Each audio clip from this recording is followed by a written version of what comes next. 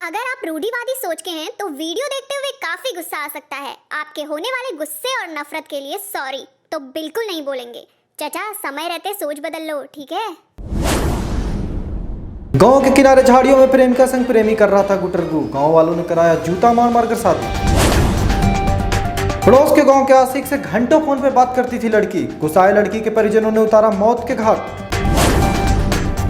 आहार पर आशिक से मिलने गई लड़की को गांव के कुछ युवाओं ने धर दबोचा। नंग धड़ंग वीडियो बनाकर सोशल मीडिया पे किया वायरल।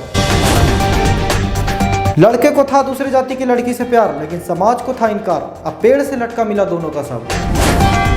ऐसी खबर ना आपने आए दिन सोशल मीडिया के कूड़ों में ढेर लगते हुए देखा होगा, क्योंकि हमारे यहाँ मीडिया प्रेम प्रसंग से जुड़े खबरों को चाहे तो पूरे बेहूदगी से पेश करती है, नहीं तो अखबार के चौथे पांचवें पन्ने के छोटे से पैराग्राफ में सिमटा देती है। और इससे किसी को फर्क नहीं पड़ता, ना ही विपक्ष और सरकार को, और सन की समाज को क्या ही फर्क पड़ना। और इसी सनक का नतीजा है मुजफ्फरपुर का ये घटना। प्रणाम, मैं हूं सुमित कुमार। वेलकम टू वाह समाज।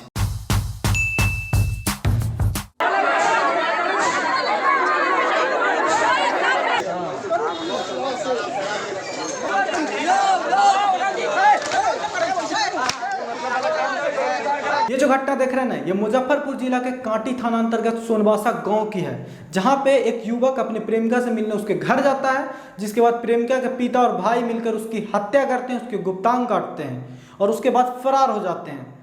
इस घटना के बाद जो युवक के पिता हैं, उसके घर वाले हैं और गाँव वाले हैं, लड़के की सबकी दाह संस्कार उस लड़की के घर के सामने कर देते हैं। इस मामले में जांच हो रही है, कई गिरफ्तारियां भी हुई हैं, लेकिन सवाल बहुत बड़ा है। सवाल ये कि क्या इन तरह की घटनाएं ऐसे ही आम होते रहेंगी? इन चीज़ों को लेकर बात क्यों नहीं होती?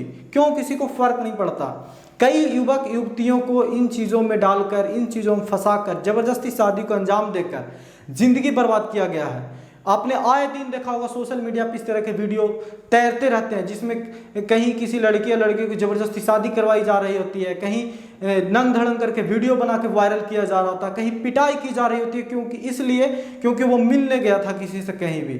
तो इन चीज़ों को लेकर क्या किसी तरह का सवाल नहीं उठा जा सकते?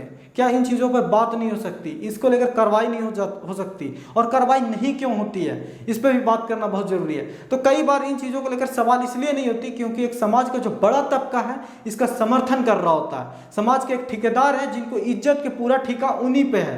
कोई भी लड़का किसी से लड़की से मिलने जाए, कोई दूसरे जाति में शादी कर ले, सब में इज्जत उनका ही जाता है।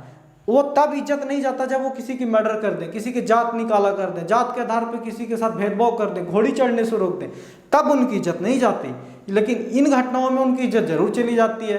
तो ऐसे ठेकेदारों के खिलाफ आप क्या कर सकते हैं? सपोज दैट कि कोई भी पीड़ित है और उसकी ज़बरदस्ती शादी करवाई गई है, कहीं भी अपने प्रेमिका से मिलने गया हो या जैसे भी मिल रहा हो, उसके बाद उसे गांव वाले पकड़ते हैं, कुछ लोग पकड़ते हैं, उससे शादी करवा देते हैं। तो ऐसे मामलों में आप क्या कर सकते हैं? तो सबसे पहले आपके पास अधिकार है। इंडिया में जो मैरिज कानून है, शादी एक्ट है, उसमें सहमति की जरूरत होती है। और सहमति किसकी होती है? लड़के और लड़की की, जिसकी शादी होनी है।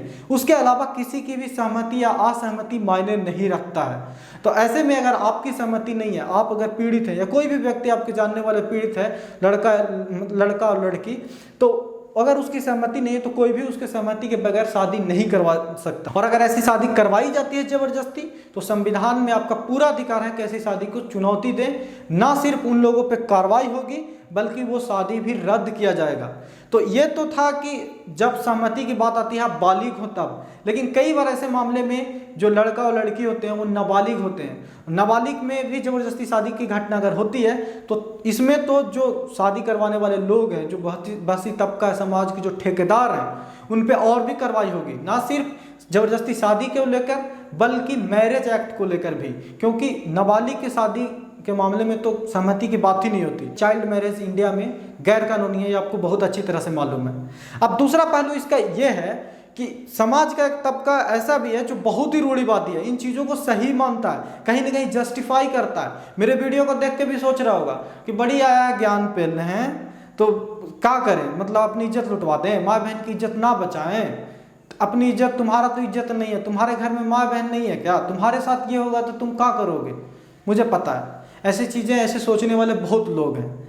तो क्या आपको बता दें सबसे बड़ी बात कि आर्टिकल 21 जीने का अधिकार के अंतर्गत ये सभी व्यक्ति के पास, भारत के सभी नागरिक के पास अधिकार है कि वो किसी भी पार्टनर को चूज करे, किसी के साथ भी अपना जीवन यापन करने के लिए स्वतंत्र है। वो यानी कोई व्यक्ति किससे मिलता है, किसके साथ खाता है, किसके साथ सोता है, किसके साथ टहलता है, इससे किसी को फर्क नहीं पड़ता, उसी को फर्क पड़ता है, उसकी सहमति बस जरूरी है। तो इसमें आप कोई नहीं हो, चाहे आप कोई भी हो। तो लेकिन अगर ऐसी घटनाएं बहुत बार ऐसी भी होती हैं कि चलो ये कानूनी तो बात अलग हो गई, इसमें कानून के पहलू हैं, ठीक हैं, लेकिन कानून तक पहुंच कितने लोग पाते हैं। ऐसे मामलों के बाद आप एफआईआर करने जाओगे तो थाना एफआईआर ही नहीं लेगा।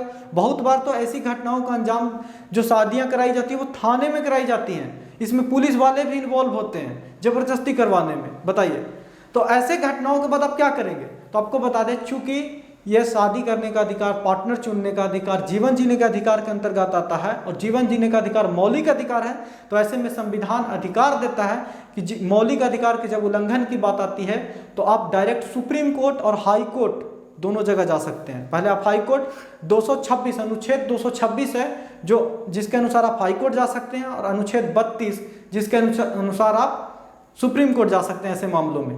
तो कार्रवाई पक्की है। बहुत बार ऐसे मामलों में आपने सुना होगा कि सुप्रीम कोर्ट और हाई कोर्ट उन युवक युवतियों को जो अपने मर्जी से शादी करते हैं या फिर पार्टनर चुनते हैं, उन्हें सुरक्षा भी प्रदान करता है। तो सुरक्षा प्रदान करने का भी अधिकार है। कई बार आपको खतरा होती है गांव के उन तबका से, समाज के नाम पे जो हर सनक को अंजाम देने के लिए आतुर होते हैं, तो उनसे खतरा है, तो ऐसे में आपको सुरक्षा भी प्रदान करेगी सुप्रीम कोर्ट और हाई कोर्ट। तो ऐसे मामलों को लेकर डरने की जरूरत नहीं है।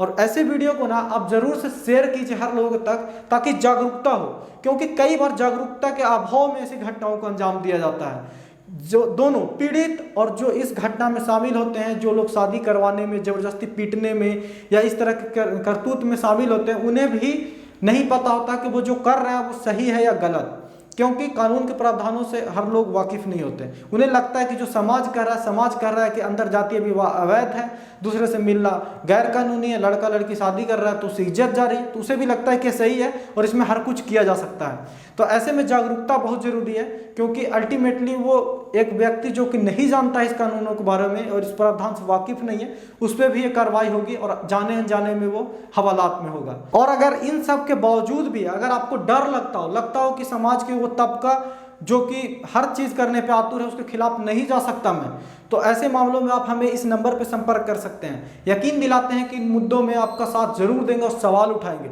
और तब तक सवाल उठाते रहेंगे जब तक कि उन लोगों पे, इसमें इन्वॉल्व इस तरह के करतूतों में शामिल लोगों पर कार्रवाई नहीं हो, चाहे वो पुलिस हो या समाज हो।